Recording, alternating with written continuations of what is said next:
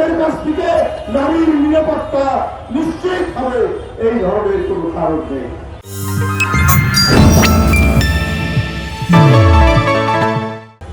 আপনাদের অনেক ছেলেরা এখন মব সংস্কৃতি তৈরি করেছে ইউনিভার্সিটিগুলোতে, বিভিন্ন জায়গায়।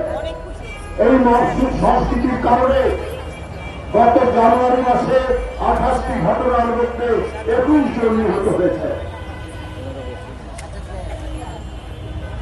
এই যে আরোপগুলো আমরা এখন থেকেই পাচ্ছি, তাহলে আপনাদের রাষ্ট্র ক্ষমতায় গেলে কি পরিস্থিতি হবে?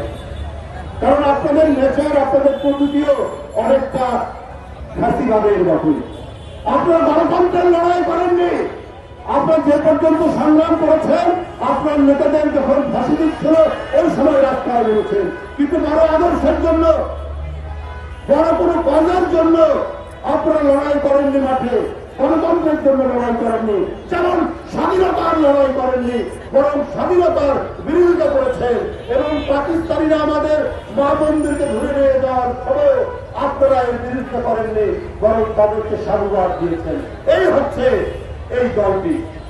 সুতরাং এদের কাছ থেকে ভালো কিছু করা এবং এদের কাছ থেকে নারীর নিরাপত্তা নিশ্চিত হবে, এই ধরনের কোনো কারণ নেই।